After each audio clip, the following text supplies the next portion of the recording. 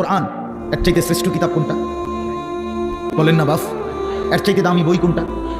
সারা পৃথিবীর সমস্ত জেনারেল, এই স্কুল কলেজ ইউনিভার্সিটি, সারা পৃথিবীর সমস্ত বইয়ের পড়া একত্র করলেও তো আল্লাহর কসম আলহামদুলিল্লাহ রাব্বিল আলামিনের আলহামদুর সমপরিমাণ মর্যাদাও হবে না, হবে না। সারা পৃথিবীর কোনো ধর্মাবলম্বীর কাছে আল্লাহ নাজিলকৃত আসমানি কিতাব নাই, জানেন এটা? মুসা আলাইহিস সালামের উপরে যে তাওরাত নাজিল হয়েছিল, এখন মুসা নবীর অনুসারী যে ইহুদিরা দাবিদার, তাদের কাছে আল্লাহ নাজিলকৃত কিতাব যেটা, ওইটার কোনো আসলি কপি, মূল কোনো কপি আল্লাহর কসম পৃথিবীতে নাই।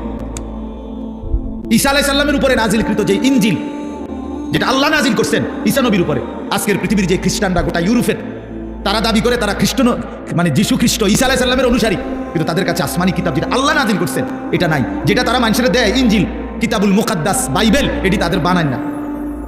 হ্যাঁ হ্যাঁ স্বীকার করে, এটা আমার কথা না, বুঝেন নাই আমার কথাটা? ওরাই স্বীকার করে যে এটা আমাদের খ্রিস্টের 600 বছর পরে, 1000 বছর পরে তাদের কোনো ধর্মগুরুর বানান। হিন্দু ধর্মের হেরা তো প্রথম থেকেই দাবি করে না যে তাদের কোনোটা আসমানি কিতাব, বুঝেন নাই?